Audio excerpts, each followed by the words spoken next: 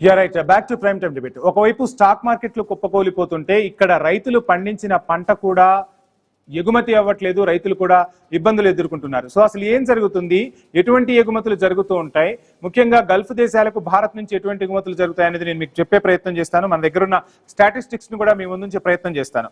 UAE సహా Gulf దేశాలకు భారత్ నుంచి చాలా వస్తువులు ఎగుమతి అవుతాయి.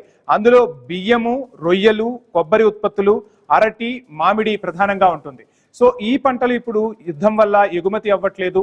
సో రవాణా నిలిచిపోవడంతో ఎగుమతులు ఎక్కడికక్కడ నిలిచిపోయిన పరిస్థితి.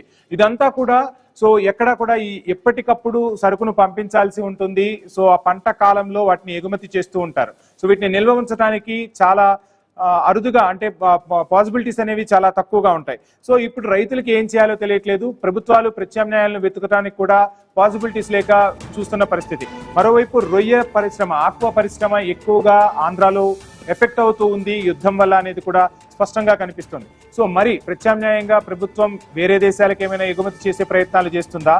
గల్ఫ్ దేశాలను కాదని చెప్పి వేరే దేశాలకు ఎగుమతి చేయడానికి ఎంతవరకు ఛాన్సెస్ ఉన్నాయి? వీటి కోసం ప్రభుత్వాలు ఏం చేయబోతున్నాయి, రైతులను ఏ విధంగా ఆదుకునేందుకు చర్యలు తీసుకోబోతున్నాయి అనేది మాత్రం వేచి చూడాల్సిన అంశమే. ఇంకొక అంశం, మొత్తం యావత్ ప్రపంచాన్ని కలవరపెడుతున్న అంశం, స్టాక్ మార్కెట్లు ఒక్కసారిగా కుప్పకూలిపోతూ ఉన్నాయి. సో ఎక్కడికక్కడ లక్షల కోట్ల సంపద ఆవిరైపోతుందని వింటున్న పరిస్థితులు. యుద్ధం అక్కడ కంటిన్యూ అవుతుంది. అంటే ఒక్క బాంబు ఒక చోట పేలితే ఆ బాంబు ఎక్కడ పేలుతుంది?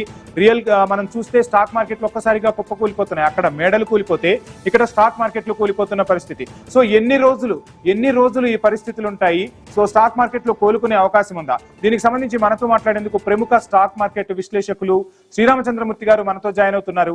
శ్రీరామచంద్రమూర్తి గారు, గుడ్ ఈవినింగ్ అండి.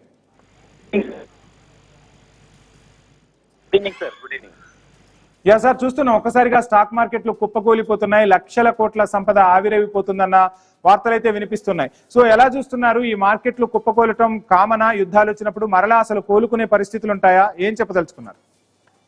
ఇది స్టాక్ మార్కెట్లు అయితే 2026, 25 నుంచి కూడా ఇలాగే ఉందండి. బాగా డౌన్ అవుతున్నాయి.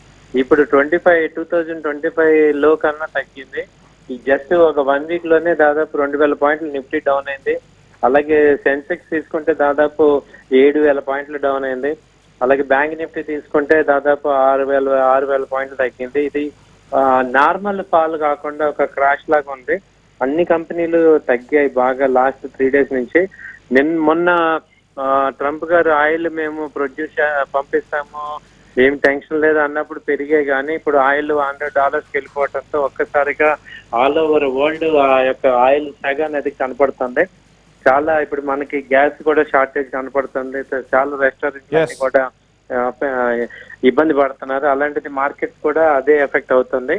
ఇన్ఫ్లేషన్ అయితే బాగా పెరిగిపోతుంది. ఇదే కంటిన్యూ ఏంటంటే ఇక రానున్న రోజులు ఇంకా దారుణంగా ఉంటాయి. సో ప్రజెంట్ కూడా క్రాషెస్ వైపు వెళ్తున్నాయి, డౌన్ సైడ్. ఎందుకంటే ఇక్కడ ఎక్కడా కూడా ఒక ఆప్టిమిజం లేదు. ఎందుకంటే ఇది 2 రోజుల్లో తగ్గిపోతుంది. ఇప్పుడు ఇరాన్ సరెండర్ అవుతుంది అనుకుంటున్నారు కానీ అక్కడ అయ్యేటట్టు లేదు. దాంతో ఇప్పుడు ఆ యుఎస్ కి విపరీతం ఖర్చు ఉంది. అదంతా కూడా మనకి ఇంపాక్ట్ అంతా అవుతుంది. సో ఇప్పుడు మనం చూస్తున్నాం స్టాక్ మార్కెట్ లో గతంలో చూస్తే చాలా, అంటే బిజినెస్ చేసేవాళ్లే ఇన్వెస్ట్ చేసేవాళ్ళు. కానీ ఇప్పుడు ప్యాసివ్ ఇన్కమ్ కోసం ఐటీ ఎంప్లాయీస్ తో పాటు ప్రతి ఒక్కరు కూడా స్టాక్ మార్కెట్ వైపు చూసిన పరిస్థితి, స్టాక్ మార్కెట్ లో ఇన్వెస్ట్ చేసిన పరిస్థితి. సామాన్యులకు మీరు ఏ విధంగా సలహా ఇస్తారు? అంటే వాళ్ళు స్టాక్స్ లో పెట్టుబడులు పెట్టారు, ఇప్పుడు ఆ స్టాక్స్ అన్ని కూడా కుప్పకూలిపోతున్న పరిస్థితి. సో ఈ సమయంలో వాళ్ళు ఎలా వ్యవహరించాలి? వాళ్లకు మీరు ఐన్యూస్ వేదికగా ఎటువంటి భరోసా ఇచ్చే ప్రయత్నం చేస్తారు? యాక్చువల్ గా ఏంటంటే అండి, మీరు అందరూ మంచి క్వశ్చన్ అడిగారు. ఇప్పుడు 2020లో కూడా ఇలాగే మనకి కోవిడ్ వచ్చింది.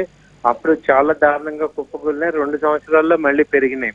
అయితే ఏంటంటే ఇండియా అయితే యుద్ధంలో లేదు కాబట్టి మనకి బయట నుంచి ఎఫెక్ట్ వస్తుంది. అది టెంపరీయే, భయపడాల్సింది ఏమీ లేదు. మీరు ఓన్ క్యాష్ తో పెట్టుకొని ఫ్రంట్ లైన్ కంపెనీస్ లో టాప్ 100 కంపెనీస్ ఇన్వెస్ట్ చేస్తే ఎటువంటి టెన్షన్ లేదు.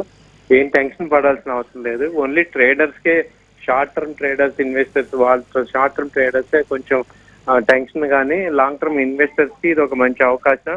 చాలా కంపెనీలు అన్ని మంచి వాల్యూ లెవెల్లో వచ్చాయి, తగ్గుతున్నాయి. కాబట్టి మంచి కంపెనీల్లో ఎంటర్ అవడానికి మంచి అవకాశం ఉంది. మనకు భారతదేశానికి వచ్చిన ఇబ్బంది ఏమి లేదు ఏ పాయింట్ లో కూడా. ఎందుకంటే ఎకనామికల్ గా మనం స్ట్రాంగ్ గా ఉన్నాం. జస్ట్ ఇది టెంపరీ. ఎప్పుడైతే యుద్ధం అయిపోతే మనకి మళ్ళీ అన్ని మామూలు అయిపోతాయి, పాజిటివ్ గా అయిపోతాయి. కాబట్టి ఇన్వెస్టర్స్ కి ఇది ఒక అడ్వాంటేజ్ తీసుకోవచ్చు. Right sir, thank you so much sir. Thank so you. మొత్తంగా Thank you. చూస్తున్నాం స్టాక్ మార్కెట్ లో ప్రస్తుతం ఉన్న పరిస్థితులు ఎప్పటికీ అలా కంటిన్యూ అవ్వవు. కొద్ది రోజులు వేచి చూసే ధోరణే ఉత్తమని స్టాక్ మార్కెట్ విశ్లేషకులు శ్రీరామచంద్రమూర్తి గారు చెప్తున్న పరిస్థితి. మనం మరో అంశం తీసుకుందాం. మరో అంశం తీసుకుంటే గల్ఫ్ లో భారతీయుల కష్టాలు వర్ణనాతీతం, స్వదేశానికి రావాలంటే విమానాలు దొరకని పరిస్థితి అంటూ కూడా వార్తలు వినిపిస్తున్నాయి. సో తెలంగాణలోనే చూసుకుంటే చాలా మంది బ్రతుకు తెరువు కోసం గల్ఫ్ దేశాల్లో నివసిస్తున్న పరిస్థితి. అక్కడ ఉపాధి కోసం వెళ్లారు. సో ఎప్పుడు ఎక్కడ ఏ బాంబు పేలుతుందో తెలియదు, ఎటు నుంచి ఎటువంటి విపత్తు వస్తుందో తెలియదు. వాళ్ళంతా కూడా ఇప్పుడు స్వదేశానికి రావాలని చూస్తూ ఉన్నారు.